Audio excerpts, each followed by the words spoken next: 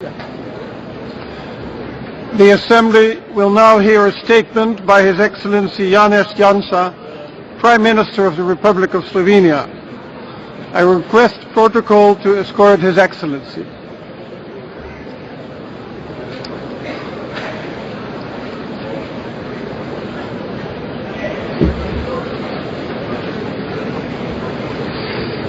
I have great pleasure in welcoming the Prime Minister of the Republic of Slovenia, His Excellency Janez Janza, and to invite him to address the Assembly. Mr. Chairman, Excellencies, distinguished delegates, at the outset, let me congratulate His Excellency Mr. Vuk Jeremič, President of the current session of the General Assembly, on his selection and wish him success in discharging his duties.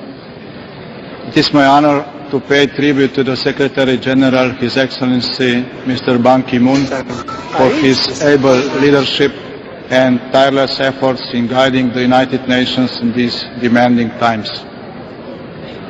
This year's topic of the General Assembly is peaceful prevention of disputes.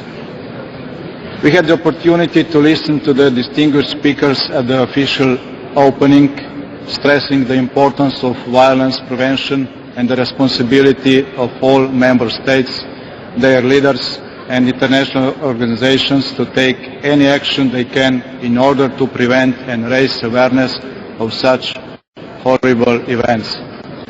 Mr. Chairman, distinguished delegates, from among the other issues of global concern, I would like to draw your attention to the horrific scenes in Syria. A civil war has been dragging on for many months. The mediation activities unfortunately failed. It shocks our conscience that we have been unable to stop bloodshed. Sadly, we have not succeeded to protect civilians. In my view, the situation is critical.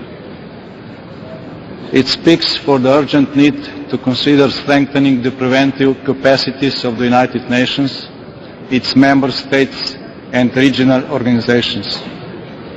Concerted efforts to avert mass atrocities are needed. Last year we celebrated the 60th anniversary of entering into force of the Convention on the Prevention and Punishment of the Crime of Genocide. The Convention was a result of tireless effort of Mr. Raphael Lemkin, a Polish lawyer. He stalked the halls of the UN every day until December 1948, when the General Assembly finally adopted the Convention. He continued afterwards, and his endeavors paid off in 1951, when the Convention came into force. We have then waited half a century to see a first conviction of an individual for the crime of genocide. Establishment of the criminal tribunals for Yugoslavia and Rwanda in the 90s were followed by the historic creation of the permanent International Criminal Court. This was another milestone in the humanization of the international relations. It has also been encouraging that the UN system has improved its internal coordination of activities related to the prevention of genocide. The offices of the Special Advisor on the Prevention of Genocide and of the Special Advisor on the Responsibility to Protect were established during this time. The Human Rights Council helped to promote the culture of prevention. Mr. Chairman, ladies and gentlemen, over the past month, the Syrian tragedy has increased the awareness of our responsibility to prevent and stop mass atrocities. The US President, Mr. Obama, established a promising Atrocities Prevention Board. In his remarks at the US Holocaust Memorial Museum last April, he made the point that national sovereignty never is a license to slaughter your people. I hope we all share his belief that preventing genocide is an achievable goal. The UN Secretary General, Mr. Ban Ki-moon, urged in his speech at the opening of this session a few days ago, that we should give the responsibility to protect concept a tangible meaning.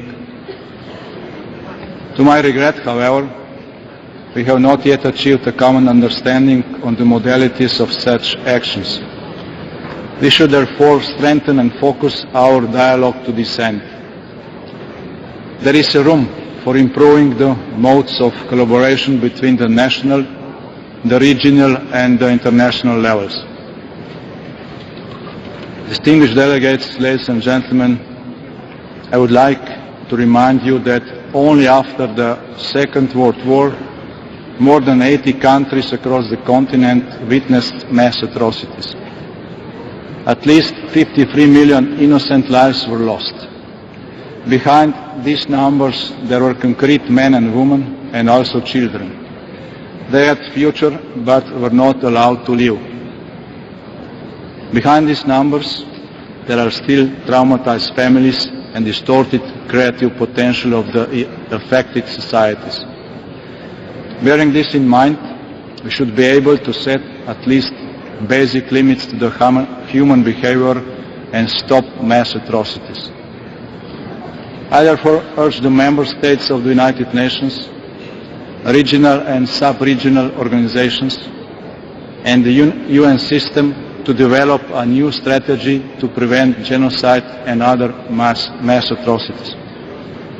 Moreover, an intergovernmental forum of like-minded countries should be formed to propose a UN resolution that would set a clear mandate for preparation and adoption of an appropriate legal mechanism. A legal mechanism that would provide the responsibility to protect concept with new tools. A legal mechanism that will enforce the prevention of the crime. A mechanism to enable a more rapid and effective response to acts of genocide and other mass atrocities. Slovenia stands ready to start a dialogue to this end. We are going to convene the first meeting in the following months, and I am glad that we have got substantial support for this initiative already during this General Assembly session.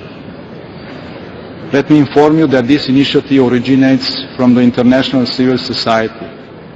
The Institute for Cultural Diplomacy has collected many thousands of supporters among international NGOs, lawyers, students, journalists and other individuals.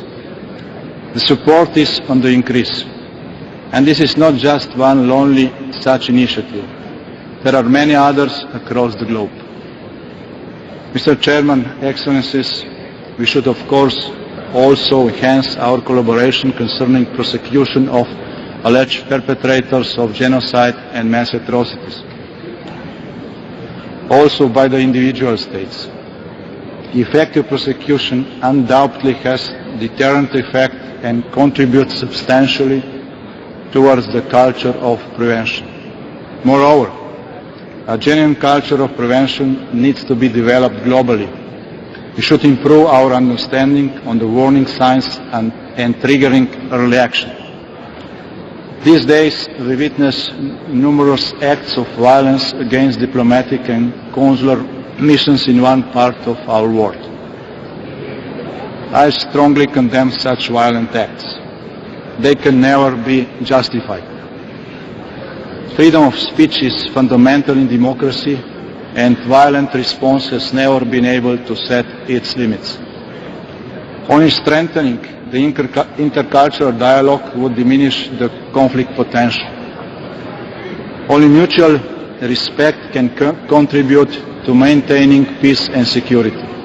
Mr. Chairman, it was in 1946 when Raphael Lemkin asserted, "Our whole heritage is a product of the contributions of all nations." Each and every nation, as well as the United Nations as a whole, have an enormous responsibility and also opportunity to prevent future atrocities. We cannot escape our history, but let us learn from it. I fully believe we do not want the mistakes of yesterday to be repeated tomorrow. We took over the responsibility for the world from our fathers and have enormous responsibility to make it a better place for our children. I therefore invite you all to do so by joining all our efforts for the world free from genocide and other mass atrocities. Thank you very much. On behalf of the General Assembly, I wish to thank the Prime Minister of the Republic of Slovenia for the statement just made, and I request protocol to escort His Excellency.